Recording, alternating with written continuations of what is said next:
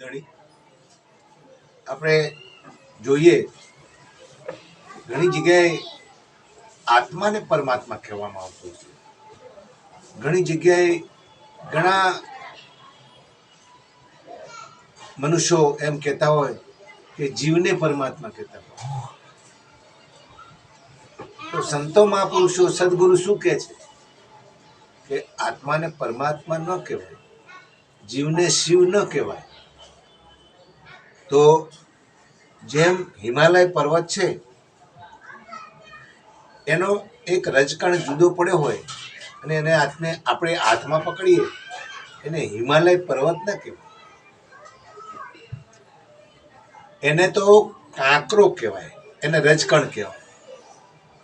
હા, સાગરનું બુંદ અહીંયા લાવ્યા હોય ને સાગરનું બુંદ એને સાગર ના કહેવાય, જળ કહેવાય ખરું. હા, જળ કહેવાય પણ સાગર તો ના કહેવાય. સદગુરુનું કહેવું છે. એમ કોઈ સોનાની ખાણ હોય અને સોનાની ખાણમાંથી સોનાની કોઈ એનું સોનું આટલું જુદું પડ્યું હોય તો એને સોનું તો કહેવાય પણ એને શું કહેવાય?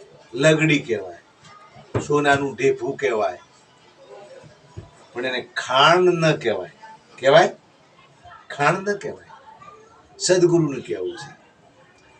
એમ આ શરીરમાં રહેલો આત્મા છે એને પરમાત્મા કેવી રીતે કહેવાતો હશે? ન કહેવાય ને. ઘણા ઘણા ઘણા ભક્તજનો એવું કહેતા હોય છે કે આ શરીરમાં રહેલો ને એને એ જ પરમાત્મા છે, એને પરમાત્મા કહી શકાય.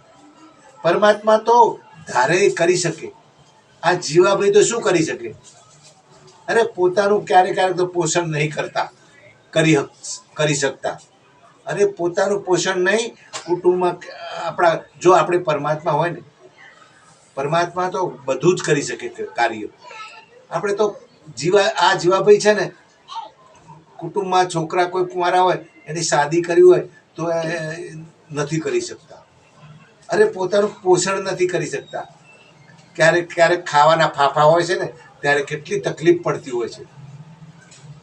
અને પરમાત્મા ધારે ત્યાં પાણી કાઢે, ધારે તેટલું ધન પ્રગટ કરે, ધારે તેટલા બ્રહ્માંડો ઉત્પન્ન કરે, ધારે એ કરી શકે. કોણ? પરમાત્મા. આપણે ન કરી શકીએ. આપણે જીવાત્મા છીએ, આત્મા છીએ. એટલે મહાપુરુષો સદગુરુ આવું સમજાવે છે. છતાંય બધાને સમજાય છે ધીમે ધીમે. મારી કઈ પણ ભૂલ થાય તો હું તો માફી માંગવા વાળો માણસ છું. આ કઈ મારું નથી. જય અલગ ધણી.